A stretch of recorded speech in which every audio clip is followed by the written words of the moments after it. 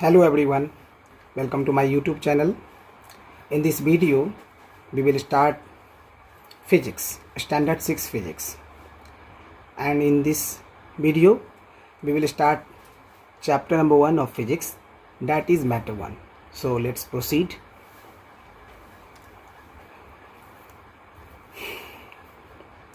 हमें इस chapter number 1 में मैटर के बारे में क्या क्या पढ़ना है, पहले उसके बारे में देख लेते हैं. हमें पढ़ना है कि मैटर क्या होता है, यानी कि डेफिनेशन ऑफ मैटर देखेंगे. फिर describe what matter is made up of, मतलब मैटर किसका बना हुआ है इसके बारे में सीखेंगे. फिर सॉलिड, लिक्विड, गैसेस, इन तीनों के बारे में डिफरेंसेस करेंगे, इन तीनों में क्या क्या डिफरेंसेस है एकदम डिटेल में. और बाद में हम लोग ऑब्जेक्ट को क्लासीफाई करना भी सीखेंगे कि कौन सा ऑब्जेक्ट जो है सॉलिड में आएगा, कौन सा लिक्विड में आएगा, कौन सा गैसेस में आएगा.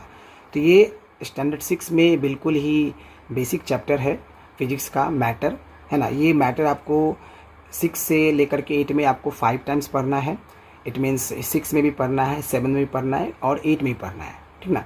बट ये आपको स्टैंडर्ड 6 में जो है बहुत ही अच्छे से बेसिक बातें दी हुई हैं, उसको हम लोग अच्छे सीखेंगे. फिर उसके बाद जब 7th में जाएंगे तो उसके अनुसार जो है थोड़ा सा चीज़ें एडवांस होगा, वो हम लोग वहाँ पर सीखेंगे, ठीक है. तो चलिए शुरू करते हैं बिना टाइम वेस्ट किए हुए. मैं आपको एक एक पैराग्राफ का मीनिंग अच्छे से समझाऊंगा और हर पैराग्राफ में जो इम्पोर्टेंट पॉइंट बनेगा, जो इम्पोर्टेंट क्वेश्चन बनेगा, उसके बारे में भी मैं आपको बता दूंगा, ताकि आपको समझ में आए कि इस पैराग्राफ में हमको क्या याद रखना है और कितना याद रखना है. ओके, तो चलिए शुरू करते हैं. Matter, its meaning and composition. Definition, यानी सबसे पहले हम इसका डेफिनेशन देखेंगे. Matter is defined as anything which occupies space and has mass. It can be perceived by our senses of smell, touch, sight, hearing and taste. सबसे पहले तो हम मैटर का डेफिनेशन समझेंगे कि मैटर का मतलब क्या. मैटर कोई भी चीज़ हो सकता है जो क्या करे, स्पेस ऑक्यूपाई करे, जिसमें कुछ न कुछ मास हो और जिसको हम अपने सेंस ऑर्गन से परसीव कर सकें. हमारे सेंस ऑर्गन जैसे कि नोज है, ईयर है, स्किन है, टंग है, आइज़ है, इनसे हम क्या कर सके, उस ऑब्जेक्ट को क्या कर सके, परसीव कर सके. तो वो सभी चीज़ क्या कहलाएगा, मैटर कहलाएगा. यानी anything which occupies space, has mass and can be perceived by our sense organ is called matter, ठीक है. तो इसमें आपका इंपॉर्टेंट क्वेश्चन बनेगा कि मैटर का डेफिनेशन क्या होता है, जो मैंने आपको बता दिया. अब एग्जाम्पल देख लेते, जैसे कि air, water, hydrogen, oxygen, sugar, sand, silver, steel, copper, coal, iron, wood, ice, alcohol, milk, oil, kerosene, petrol, carbon, sulfur, rocks and minerals are all different kinds of matter because all of them occupy space and have mass. यहाँ पर जितने भी example दिए हुए हैं सब matter का example है. तो इसमें कुछ एग्जाम्पल सॉलिड के हैं, कुछ एग्जाम्पल्स जो हैं आपके लिक्विड्स के हैं और कुछ एग्जाम्पल्स आपके गैसेस के हैं, ठीक ना. क्योंकि हमने शुरू में पढ़ा कि आपका मैटर के डेफिनेशन में स्पेस ऑक्यूपाई होना चाहिए, मास होना चाहिए और उसे सेंस ऑर्गन से हम परसीव कर सकें. तो इसमें आपका सॉलिड के एग्जांपल्स भी होंगे, लिक्विड के एग्जांपल्स भी होंगे और गैस के एग्जांपल्स भी होंगे. तो यहाँ पर जितने भी एग्जांपल दिए हुए जैसे कि air, water, hydrogen, sugar, sand etcetera हम बात करें तो जैसे एयर की बात करते हैं तो गैसेस स्टेट में है, वाटर लिक्विड में है, सैंड बात करें, शुगर बात करते हैं, ये सारा के सारा आपका जो है वो सॉलिड स्टेट में है. तो एग्जांपल्स आपके सॉलिड, लिक्विड, गैस तीनों में हो सकते हैं. आगे हम लोग पढ़ेंगे कि मैटर के 3 स्टेट्स जो हैं सॉलिड, लिक्विड, गैस, उनके बारे में डिटेल में पढ़ेंगे. इन सारे एग्जांपल्स में एक चीज़ कॉमन क्या है, इनको हम लोग मैटर के डेफिनेशन से अगर देखें तो ये सब के सब स्पेस ऑक्यूपाई करता है, इनमें मास होता है और इनको हम अपने सेंस ऑर्गन से परसीव कर सकते हैं. जैसे कि अगर हम बात करें सैंड की तो सैंड को हम टच भी कर सकते हैं, देख भी सकते हैं. अगर एयर की बात करें तो एयर को हम टच नहीं कर सकते, देख नहीं सकते, बट इसको अपने सेंस ऑर्गन से परसीव कर सकते हैं, फील कर सकते हैं. हवा जो है बहती है, उसको महसूस कर सकते हैं, ठीक है ना. Things like food, clothes, table, chair, human beings, animals, plants and trees are also examples of matter. और भी बहुत सारी चीज़ें हैं जैसे कि फूड हो गया जो हम खाना खाते हैं, क्लोथ्स हो गया जो हम कपड़े पहनते हैं, table, chair, human beings, animals, plants, trees, ये सारा के सारा मैटर का ही एग्जाम्पल्स हैं. Thus, the word matter is used to cover all the substances and minerals, living and non-living, of which universe is composed of. इसका मतलब ये जो मैटर वर्ड है, ये आपका जितने भी यूनिवर्स की चीज़ें हैं, चाहे वो लिविंग हो चाहे आपका नॉन लिविंग हो, वो सब के सब मैटर कहलाएगा। यानी यूनिवर्स के जितने भी लिविंग थिंग्स है, नॉन लिविंग थिंग्स है, वो सब के सब आपका क्या कहलाएगा? मैटर कहलाएगा। The universe is composed of matter and energy. Both matter and energy are interconvertible. आपका जो यूनिवर्स है वो मैटर और एनर्जी का बना हुआ है। मैटर और एनर्जी दोनों इंटर कन्वर्टिबल होता है, ठीक ना। तो यहाँ तक हम लोगों ने पढ़ लिया। अब इस पर बेस्ड आपका क्वेश्चन क्या बनेगा? फर्स्ट क्वेश्चन बनेगा कि डिफाइन मैटर। तो मैटर का डेफिनेशन कैसे लिखेंगे? Anything which occupies space, has mass and can be perceived by our sense organ is called matter. Example: air, water, sand, sugar, etc. Second important point: all the living things and non-living things of the universe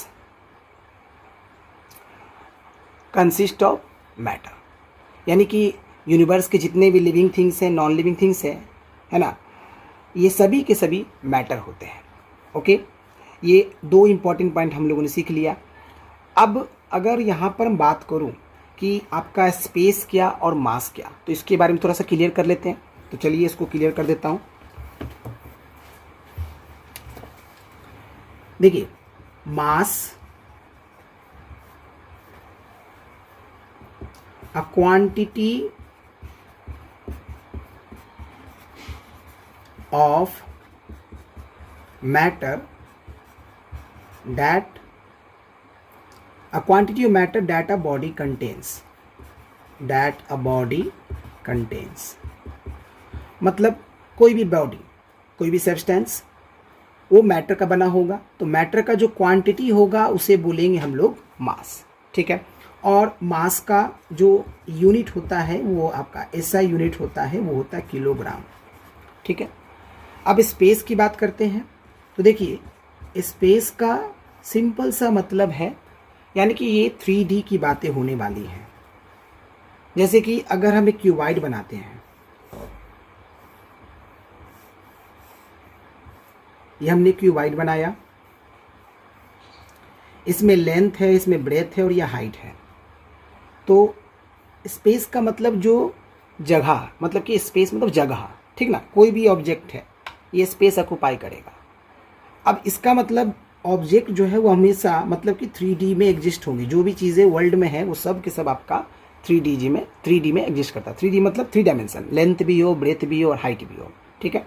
okay, तो ये मैंने आपको बता दिया। तो कोई भी चीज़ जो है स्पेस तो ऑक्यूपाई करेगा। अगर मैं इस मार्कर की बात करूँ तो ये भी स्पेस ऑक्यूपाई करेगा, ठीक है। तो यहाँ तक आप लोग को समझ में आ गया होगा। तो अब हम लोग आगे बढ़ते हैं।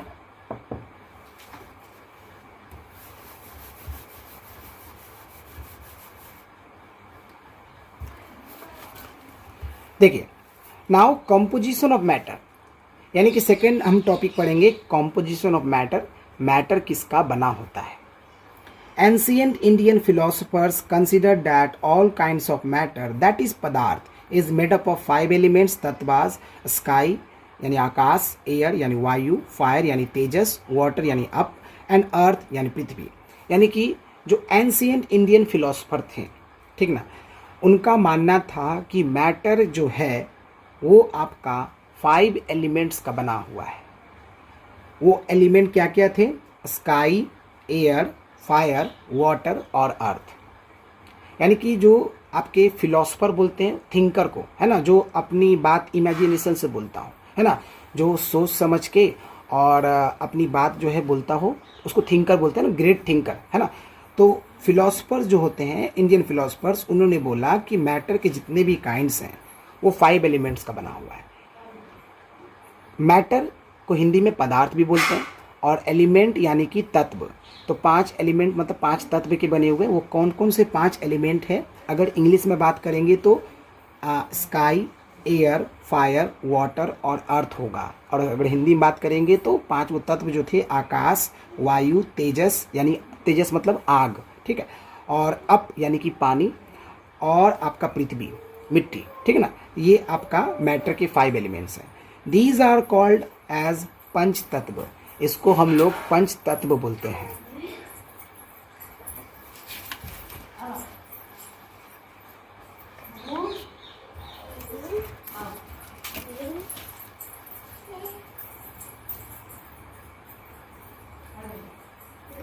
नाउ तो अब हम लोग सेकेंड इंपॉर्टेंट पॉइंट समझेंगे जो कि आपका महर्षि कन्नाडा जी के बारे में है। An Indian philosopher was perhaps the first to suggest that all forms of matter are composed of very very small particles known as anu and that each anu may be made up of still smaller particles called paramanu. मतलब एक जो आपके Indian philosopher है उनका नाम है महर्षि कन्नाडा, है ना। इन्होंने सबसे पहले जो है ये हमें सजेशन दिया था कि मैटर के सभी फॉर्म्स जो है बहुत ही छोटे छोटे पार्टिकल्स का बना होता है जिसको हम लोग बोलते हैं अणु, ठीक है। और ये अणु जो है और छोटे छोटे पार्टिकल्स के बने होते हैं जिसको हम लोग बोलते हैं परमाणु, ठीक है। Greek thinker Democritus called the smallest particle परमाणु ऑफ मैटर एज एटम। तो जो ग्रीक थिंकर थे जिनका नाम था डेमोक्रिटस, तो डेमोक्रिटस ने बताया कि ये मैटर के जो सबसे छोटे पार्टिकल्स होते हैं इसको क्या बोलते हैं, एटम बोलते हैं, ठीक है। नाउ तो हम लोगों ने यहाँ पर दो बातें सीख लिया, एक आपके महर्षि कन्नाडा है जो कि इंडियन फिलोसफर है और एक आपके डेमोक्रिटस जो कि ग्रीक थिंकर है, ठीक है। तो इन दोनों ने मैटर के बारे में बताया। Now thus matter is composed of tiny particles known as atoms. इस प्रकार हम बोल सकते हैं मैटर जो है बहुत ही छोटे छोटे पार्टिकल्स का बना होता है जिसको बोलते हैं atoms. However the number of particles in matter can be very large. हालांकि मैटर के जो पार्टिकल्स होते हैं ढेर सारे पार्टिकल्स तो होते हैं और ये पार्टिकल्स बहुत ही मतलब बहुत लार्ज नंबर में होते हैं, है ना। For example small drop of water contains about 10 to about 21 particles of water in it. 1 kilogram of water contains 6.02 into 10 to about 6 particles of hydrogen in it.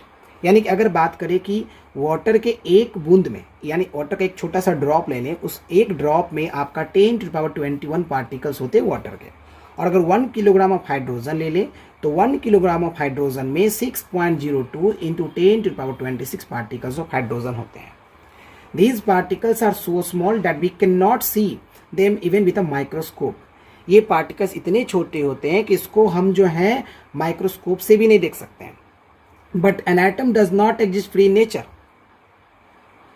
अच्छा, मॉलिक्यूल्स इतना छोटा है और एटम तो इससे भी ज़्यादा छोटा होता है। एटम आपका नेचर में फ्रीली एग्जिस्ट भी नहीं करता है।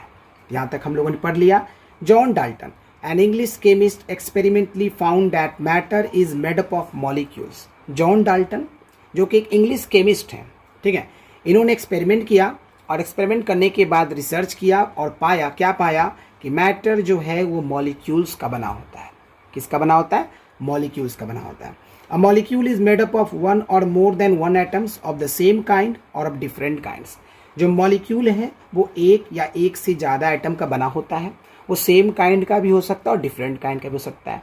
सेम काइंड का मतलब जैसे कि ऑक्सीजन मॉलिक्यूल O2 होता है तो ऑक्सीजन में केवल ऑक्सीजन के एटम होंगे ऑक्सीजन मॉलिक्यूल में। अगर बात करें कार्बन डाइऑक्साइड की तो कार्बन डाइऑक्साइड में CO2 होता है तो कार्बन है और ऑक्सीजन है, डिफरेंट काइंड्स के एटम्स हैं उसमें। A molecule can exist free in nature. It simply means that a molecule is the simplest and smallest particle of substance। इसका मतलब क्या, इसका मतलब मॉलिक्यूल जो है नेचर में फ्रीली एग्जिस्ट करता है और इसका सिंपल मतलब है कि मॉलिक्यूल जो होता है वो आपका सब्सटेंस का सबसे सिंपलेस्ट और स्मॉलेस्ट पार्टिकल होता है जिसका इंडिपेंडेंट एग्जिस्टेंस होता है। तो हम लोगों ने यहाँ तक पढ़ लिया। अब इस पैराग्राफ पर पहले आ जाते हैं, फिर इसके छोटे छोटे जो ऑब्जेक्टिव क्वेश्चन बन सकते हैं या इंपॉर्टेंट क्वेश्चन बन सकते हैं उसको डिस्कस करेंगे और फिर एटम और मॉलिक्यूल में जो डिफरेंस है उस डिफरेंस को भी मैं आपको बताऊंगा। A molecule consisting of one atom is called a monatomic molecule. For example neon, argon etcetera. A molecule having two atoms is called a diatomic molecule. For examples hydrogen molecule, oxygen molecule etcetera. A molecule having more than two atoms is called a polyatomic molecule. For examples water molecule, ammonia molecule etcetera. जैसे कि जिस molecule में केवल एक ही atom होगा वैसे molecule को बोलेंगे monoatomic molecule. For example neon, argon etcetera. जिस मॉलिक्यूल में आपके दो एटम्स होंगे वैसे मॉलिक्यूल को बोलेंगे डायटोमिक मॉलिक्यूल्स। जैसे कि हाइड्रोजन का मॉलिक्यूल, ऑक्सीजन का मॉलिक्यूल। और जिस मॉलिक्यूल में आपका दो से ज़्यादा एटम्स होगा उसको बोलेंगे पॉलीएटॉमिक मॉलिक्यूल, जैसे कि वाटर मॉलिक्यूल और अमोनिया मॉलिक्यूल एटसेट्रा। ठीक ना, यहाँ तक हमने पढ़ लिया। तो देखिए हम लोग थोड़ा सा इसको रिवाइज करते हैं। हमने इसमें सबसे पहले इम्पॉर्टेंट पॉइंट पढ़ा कि our philosophers consider that all kinds of matter consist of 5 elements. What are they? They are sky, air, fire, water and earth. Okay, this is the very important point. Now second, two philosophers, one from India whose name is Maharishi Kannada and another from Greece whose name is Democritus. Both of them suggest that all kinds of matter consist of very small particles known as atom. Okay, now but the question is, who discovered atom? The right answer is John Dalton.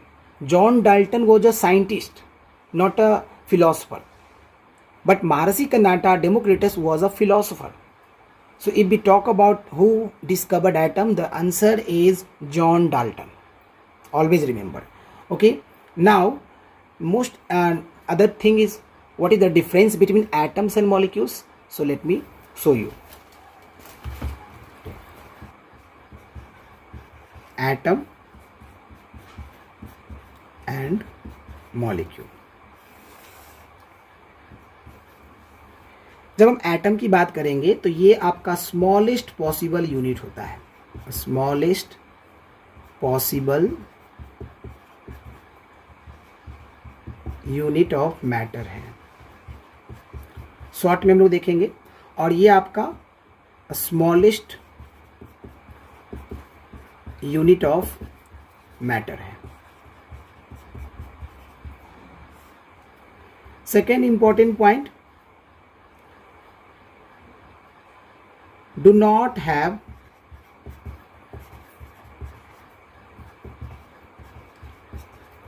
independent existence.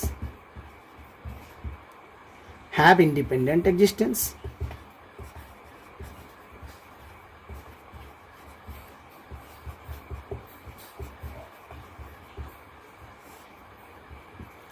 Third important point,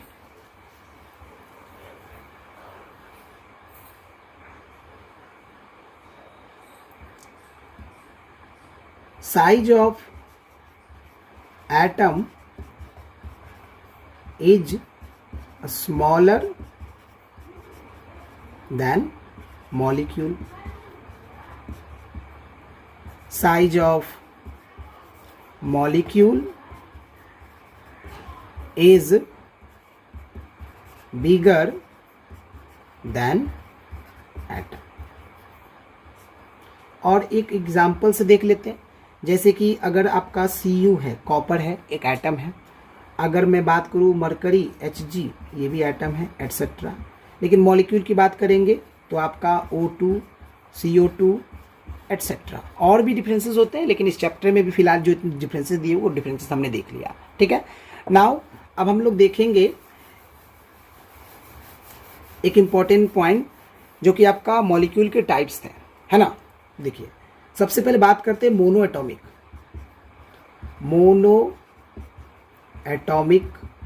molecules की।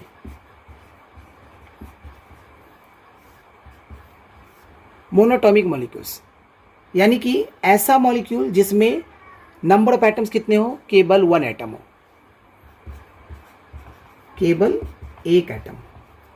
Example में जैसे कि inert gases जितने भी हैं, जैसे कि neon हो गया, आर्गन हो गया। इसके अलावा अगर मैं बात करूं सोडियम, पोटेशियम एटसेट्रा, ये सब में आप देखो केवल सिंगल एटम है। सेकेंड हम बात करते हैं डायटोमिक की।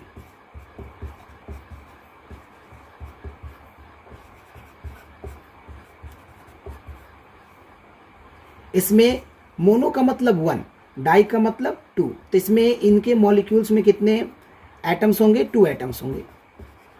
एग्जाम्पल जैसे कि Cl2, O2, H2 etcetera. Third important point, poly atomic molecules. Poly atomic molecules, इसमें more than 2 atoms, 2 atoms. Example देखिए जैसे कि CO2, H2SO4, NH3 एटसेट्रा। ये हमने कवर कर लिया। तो चलिए यहाँ तक आप लोग को समझ में आ गया होगा। अब हम लोग आगे बढ़ते हैं।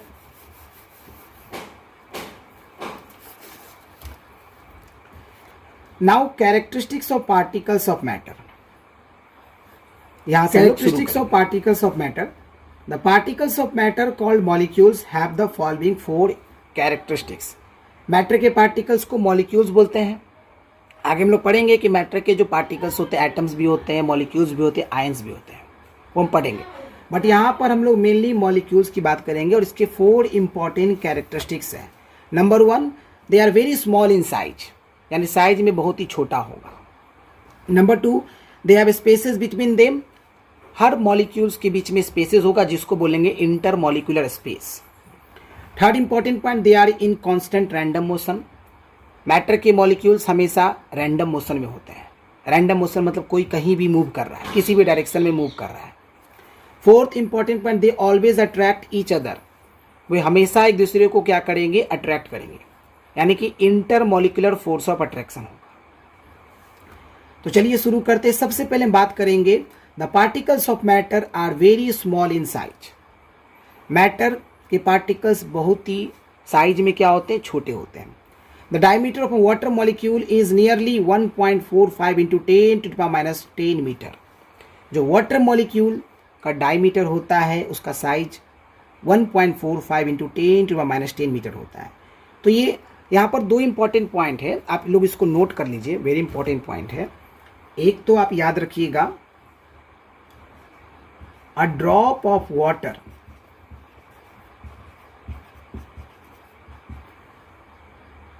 contains 10⁻21 particles of water. And second important point is diameter of water molecule. Diameter of water molecule ये होता है आपका 1.45 इंटू 10⁻10 मीटर होता है। अब डायमीटर का यहीं पर समझ लीजिए, जैसे हमारा ये सर्कल होता है, मैथमेटिक्स में आप लोग पढ़ेंगे सर्कल, ये आपका सर्कल का सेंटर है। सर्कल के सेंटर को पास करने वाला लाइन जो सरकमफेरेंस को दोनों साइड से टच करे वो आपका डायमीटर कहलाएगा। ये डायमीटर केवल यही नहीं होगा, डायमीटर आपका सर्कल के सेंटर से बस पास, मतलब यहाँ से यहाँ निकलेगा वो भी डायमीटर, ये भी डायमीटर, सब डायमीटर होगा, बट वो सेंटर से पास करना चाहिए और सरकमफेरेंस के दोनों साइड को टच करना चाहिए, तो ये डायमीटर होता है। तो वाटर मॉलिक्यूल का डायमीटर होता है 1.45 इंटू 10⁻10 मीटर। ये क्या आपका डायमीटर है, डायमीटर। ये जो पॉइंट है इसको बोलते हैं सेंटर। ये जो आपका यहाँ से यहाँ तक है ये इसको बोलते हैं हम लोग रेडियस, और ये जो होता है ये इसको बोलते हैं सरकमफेरेंस। ये सब मैथमेटिक्स में मैं डिटेल में पढ़ाऊंगा। ओके, तो यहाँ तक कवर हो गया। अब हम लोग आगे बढ़ते हैं कि हम लोग पढ़ रहे थे कि मैटर के पार्टिकल्स साइज में बहुत ही छोटे होते हैं। अब इतना छोटा साइज है, इसका मतलब ये तो माइक्रोस्कोप ही होगा ही, इसको माइक्रोस्कोप से ही देख सकते हैं। Now second important characteristics of matter, particles of matter, that is the particles of matter have spaces between them. यानी हम लोग यहाँ पर इंटर मॉलिक्यूलर स्पेस की बात करेंगे। The spacing between particles of matter is called inter molecular space. Take 100 ml of water in a measuring cylinder, add 20 gram of salt in water gently and stir it well so as to dissolve the salt well in water. It is noticed that the level of water does not change. It shows that the particles of salt have occupied the spaces between the particles of water. सबसे पहले तो ये समझेंगे कि intermolecular space होता क्या है. The space between any two particles of matter is called intermolecular space. ये याद रखेंगे. यानी कि मैटर के कोई भी दो पार्टिकल्स के बीच में जो स्पेस होगा उस स्पेस को बोलेंगे इंटरमोलिकुलर स्पेस, या उसको हम लोग इंटर पर्टिकुलर गैप भी बोलते हैं. ये याद रखेंगे. उसके बाद जो है, अब मैं आपको समझाता हूं इस एक्टिविटी को. एक टेस्ट ट्यूब लिया गया. ये टेस्ट ट्यूब है मान लीजिए, और इसमें क्या भरा गया, वाटर भरा गया. और अब हम क्या कर रहे हैं, इसमें सॉल्ट ऐड करेंगे. जब सॉल्ट ऐड करेंगे और इसको अच्छे से डिसॉल्व कर देंगे तो ये सॉल्ट के पार्टिकल्स डिसअपियर हो जाएगा. तो डिसअपियर होने का मेन रीजन है कि इसके अंदर जो वाटर था और वाटर के मॉलिक्यूल्स के बीच में क्या था, इंटरमॉलिक्यूलर स्पेस था. इंटरमॉलिक्यूलर स्पेस था, और इस इंटरमॉलिक्यूलर स्पेस में सॉल्ट के पार्टिकल जाकर के एडजस्ट हो जाते हैं. इस वजह से आपका जो सॉल्ट का पार्टिकल्स है वाटर के मॉलिक्यूल्स में दिखता नहीं है, डिसअपियर हो जाता है, यानी वाटर में दिखता नहीं है. ठीक है, ये समझ में आ गया. तो इसमें इंपॉर्टेंट पॉइंट है इंटरमॉलिक्यूलर स्पेस क्या होता है. अब हम लोग थर्ड इंपॉर्टेंट कैरेक्टरिस्टिक्स की बात करेंगे. वो है आपका the particles of matter are in constant random motion. Matter के पार्टिकल्स हमेशा कांस्टेंट रैंडम मोशन में होते हैं, यानी कोई भी इधर उधर मूव कर रहा है. तो चलिए समझते हैं इसको. The particles of matter are not at rest but they move randomly in all possible directions in a zig zag path. यानी कि मैटर के पार्टिकल्स कभी भी रेस्ट में नहीं होते हैं, वो स्टेशनरी नहीं होगा, वो हर समय रैंडमली ऑल पॉसिबल डायरेक्शन में जिग जैग पाथ में क्या करते रहेंगे, मूव करते रहेंगे. You might have notice that in the sunlight coming through a minute opening in a darkened room, the fine dust particles appear to dance in a random and zigzag manner. आप सबने जरूर notice किया होगा, अगर आप जिस कमरे में हो, अगर उसमें छोटा सा होल है तो कमरे को आप जब बंद कर देते हो, लाइट ऑफ कर देते हो, और उसमें से जब उस होल में से सनलाइट आता है तो आप देखोगे कि आप उस सनलाइट में ढेर सारे डस्ट पार्टिकल्स दिखेंगे, और वो डस्ट पार्टिकल्स जब आप ऑब्जर्व करोगे वो आपके रैंडम मोशन में होंगे. ठीक है, अब आगे देखिए. This is because the air particles surrounding the dust particles are in random motion and they hit the dust particles causing to make they move in a zig zag path. यानी कि ये जो एयर पार्टिकल्स हैं, ये air particles आपका जो है, जो हमारे चारों तरफ मौजूद हैं, ये आपका रैंडम मोशन में होता है, और ये एक दूसरे पार्टिकल्स को क्या कर रहा है, बार बार कोलाइड कर रहा है, जिसकी वजह से सब एक दूसरे से टकरा रहा है. टकराने के बाद किसी का डायरेक्शन कहीं भी हो रहा है. इसीलिए बोला गया कि the particles of matter are always in random motion. It is due to a random motion of particles of perfume that as it is spread in one corner of room it soon spreads throughout the room. ये particles का random motion ही है जिसकी वजह से perfume को आप किसी रूम के कॉर्नर में स्प्रे करते हो और वो पूरे कमरे में स्प्रेड हो जाता है. क्यों हो जाता है? ये आपका पार्टिकल्स के रैंडम मोशन की होने की वजह से ही. ठीक है, अब चलिए इसको समझ लीजिए. Take a beaker, fill it partly with water, add some lycopodium powder in the beaker containing water, stir the contents of the beaker with a glass rod, take out few drops of this suspension on a glass plate, place the plate on the table and illuminate it with a table lamp. Observe the glass plate through a microscope. It is found that the fine particles of lycopodium powder move rapidly in a random manner and their path is zigzag as shown in figure. The reason is that the particles of water are in random motion which collide with the suspended fine particles of lycopodium powder and make them to move in a zigzag path. क्या करना है, चलिए समझते हैं इसको. देखिए, हमें एक बीकर लेना है. ये मान लीजिए बीकर है, और इस बीकर में हम पानी हम लोग भर देंगे. इसमें हमने क्या किया, वाटर भर दिया. ठीक है, अब इसमें हम लोग थोड़ा सा लाइकोपोडियम को ऐड करेंगे. लाइकोपोडियम पोडियम पाउडर को बीकर में ऐड करेंगे जिसमें पानी भरा हुआ है। ठीक है, अब इसको अच्छे से क्या कर लेंगे, ग्लास रॉड के हेल्प से इसको स्टीयर कर लेंगे। लाइकोपोडियम पाउडर को वाटर में डालने के बाद स्टीयर करेंगे अच्छे से। अब उसके बाद क्या करेंगे, एक ग्लास प्लेट लेंगे और ग्लास प्लेट में इस सॉल्यूशन के कुछ ड्रॉप्स को यहाँ पर हम क्या करेंगे, डालेंगे। इस तरह से डालेंगे। जब डालेंगे तो हम क्या ऑब्जर्व करेंगे, हम इसको फिर यहाँ पर एक टेबल लैंप यूज करेंगे, टेबल लैंप यूज करेंगे और टेबल लैंप के हेल्प से इसको ऑब्जर्व करेंगे। जब आप ऑब्जर्व करेंगे तो आप क्या देखिएगा कि आपका जो लाइकोपोडियम पाउडर के फाइन पार्टिकल्स हैं वो आपका बहुत ही तेजी से रैंडम मैनर में मूव कर रहा है और जिगजैग पाथ बना रहा है। जिगजैग पाथ मतलब ये तो मैंने कुछ ड्रॉप्स लिए हैं, आपका पाथ यू बनाएगा। लाइकोपोडियम के पाउडर जो है ना, यूं जिगजैग पाथ बनाएगा, ये ऐसा आपका पाथ बनेगा, ऐसा पाथ बनता है। ठीक ना, तो ये जिगजैग पाथ है। कोई कहीं भी मूव कर रहा है, इसको जिगजैग पाथ बोल रहे हैं, ये जिगजैग पाथ होता है। तो इसके पीछे रीज़न क्या है, जिगजैग पाथ क्यों बना, तो इसके पीछे रीज़न यही है कि आपका जैसे ही हमने वाटर में डाला, लाइकोपोडियम पाउडर को स्टीयर किया, तो जिगजैग पाथ क्यों बना, क्योंकि वाटर के पार्टिकल्स रैंडम मोशन में है, ये क्या करेगा, लाइकोपोडियम पाउडर के पार्टिकल के साथ कोलाइड करता है और कोलाइड करने के बाद जो है आपका जिगजैग पाथ बनता है। ठीक है ना, तो ये एक्टिविटी आपका कंप्लीट हो गया।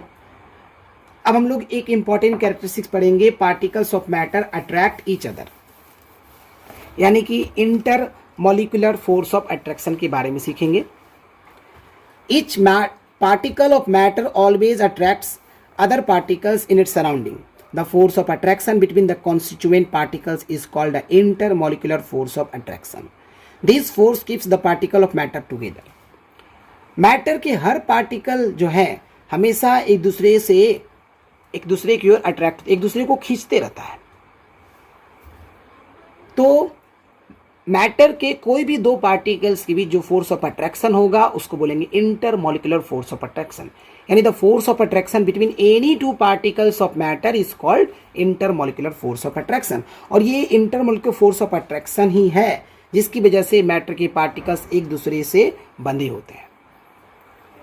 It is our common experience that around us some substances change into powder, some others changes into small crystals, and some do not break easily. The reason is that magnitude of force of attraction varies from one type of matter to another. Thus, the intermolecular force depends on the nature of each matter. ये हम लोगों ने observe किया है। क्या observe किया है कि कुछ सब्सटेंसेस को हम पाउडर में इजीली कन्वर्ट कर देते हैं, चेंज कर देते हैं। कुछ सब्सटेंसेस को हम स्मॉल क्रिस्टल्स में चेंज कर देते हैं। कुछ सब्सटेंसेस को हम इजीली ब्रेक कर देते, तोड़ देते हैं। तो इसके पीछे रीजन क्या, सबके पीछे रीजन है कि पार्टिकल्स के बीच इंटरमॉलिक्यूलर फोर्स ऑफ अट्रैक्शन का magnitude one type of matter to another type of matter vary करता है, यानी सबका intermolecular force of attraction vary करता है। किसी में ज़्यादा होगा तो जल्दी नहीं टूटेगा, किसी में कम होगा तो जल्दी टूट जाएगा, और किसी में बहुत कम होता है तो और पाउडर के फॉर्म में कन्वर्ट हो जाता है। If the force of attraction between the particles of matter is less, it can easily be broken. But if it is more, it is difficult to break it. अब ये point हमको याद रखना है कि अगर किसी सब्सटेंस के पार्टिकल्स के बीच का इंटरमॉलिक्यूलर फोर्स ऑफ अट्रैक्शन ज़्यादा है तो उसको हम आसानी से नहीं तोड़ पाएंगे, लेकिन वही पार्टिकल्स के बीच जो इंटरमॉलिक्यूलर फोर्स ऑफ अट्रैक्शन कम होगा तो उसको हम आसानी से तोड़ सकते हैं। ठीक है, तो ये पॉइंट याद रखेंगे। अब कुछ एग्जाम्पल पर आने से पहले हम लोग थोड़ा सा इसके चीज़ों को रिकॉल कर लेते हैं। तो next question is what are the important characteristics of particles of matter. Number 1, particles of matter are very small in size. Number 2, random motion, particles of matter are always in random motion. Number 3, intermolecular space, particles of matter have intermolecular space. And the number 4, particles of matter have intermolecular force of attraction. Okay, यानी कि अगर simple बोले, simple language में, तो small in size होता है, intermolecular space होता है, इंटरमोलिक्यूलर फोर्स ऑफ अट्रैक्शन होता है, और आपका जो है रैंडम मोशन होता है। ये 4 कैरेक्टरिस्टिक्स हो गए। ठीक है, अब उसके बाद what do you mean by intermolecular space? The space between any two particles of matter is called intermolecular space. Or what do you mean by intermolecular force of attraction? The force of attraction between any two particles of matter is called intermolecular force of attraction. और कुछ important point क्या है? Important point है कि आपका why the fragrance of perfume spread in the entire room. It is only because of random motion of particles of the perfume. Next important question, how we can say that substance can be easily broken and some substances cannot be easily broken? Only because of intermolecular force of attraction. So if the intermolecular force of attraction in the particles is more, then it is difficult to break down. Or if the intermolecular force of attraction between the particles of the matter is less, it can be easily break down. यानी अगर intermolecular force of attraction ज़्यादा होगा particles का तो उसको हम आसानी से नहीं तोड़ पाएंगे, और जिसमें कम होगा उसको आसानी से तोड़ पाएंगे. ठीक है, तो चलिए अब हम लोग सीखेंगे कुछ और भी एग्जाम्पल जो कि प्रैक्टिकल एग्जाम्पल्स हैं. एक प्रैक्टिकल एग्जाम्पल आपको परफ्यूम का मिल गया.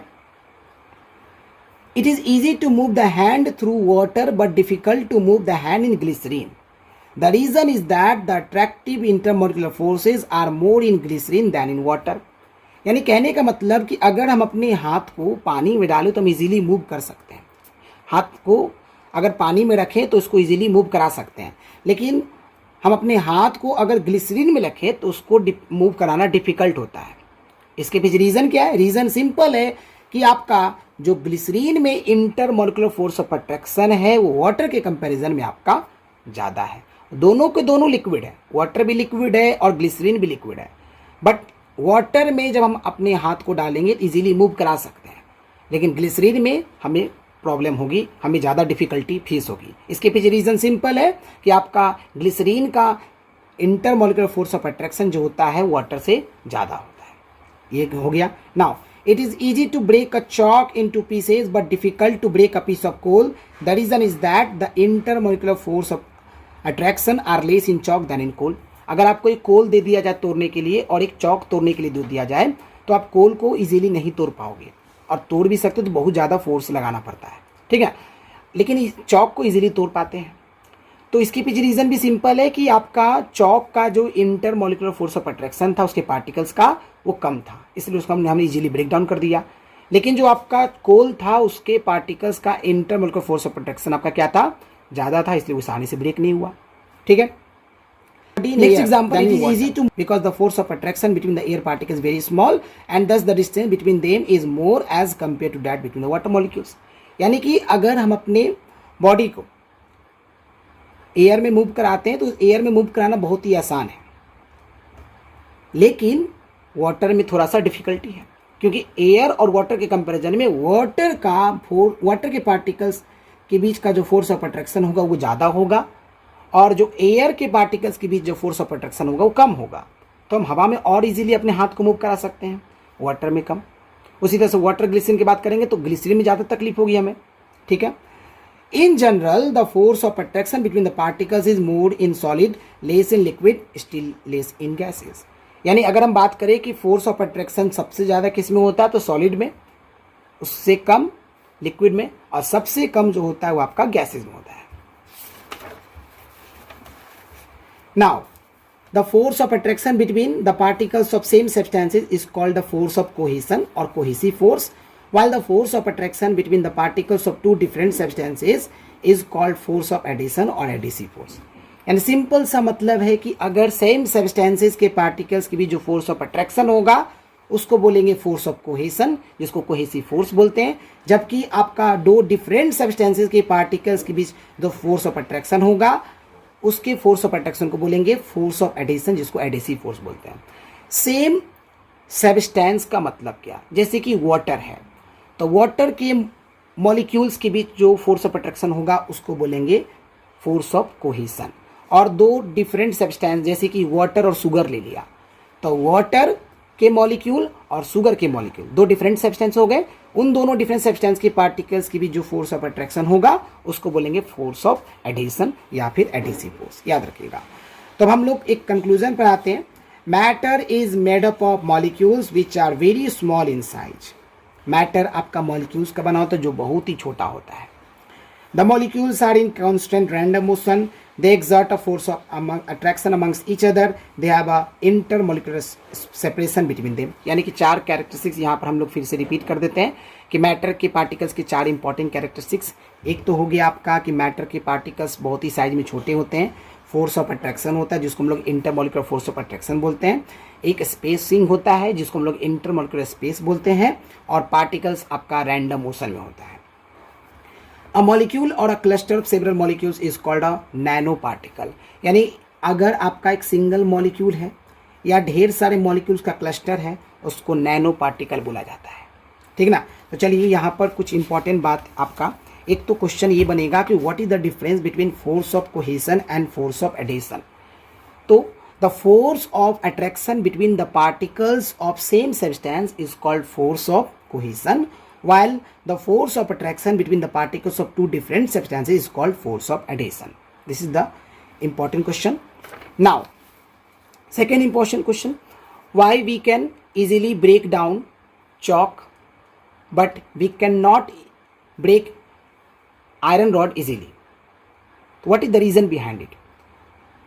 We can easily break chalk because the force of attraction between the particles of chalk is very less, but we cannot easily break iron rod because the force of attraction between the particles of iron rod is more।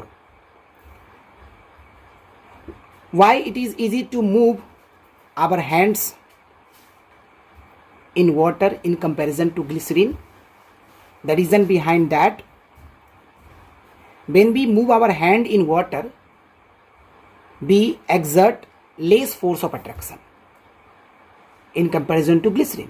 It means both are liquid, glycerine and water both are liquid, but the force of attraction between the particles of glycerine are more than water। Okay, तो ये कुछ आपके important points मैंने आपको बता दिए हैं। तो आज के क्लास में हम लोगों ने यहाँ तक कवर कर लिया। नेक्स्ट क्लास में हम लोग स्टेट्स ऑफ मैटर को शुरू करेंगे जो कि वेरी इंटरेस्टिंग है। सॉलिड के बारे में, लिक्विड के बारे में, गैसेस के बारे में सब हम लोग करेंगे। तो आई होप आपको ये वीडियो पसंद आया होगा जिसमें आपको मैंने स्टैंडर्ड 6 का चैप्टर नंबर 1 फिजिक्स का मैंने शुरू कर दिया मैटर को। ठीक है, आप लोग इसको एक बार 2 बार देखिएगा, आप लोग को समझ में आएगा। तो हम लोग अब नेक्स्ट वीडियो मिलेंगे। आज के लिए बस इतना ही। Thank you everyone, bye and take care.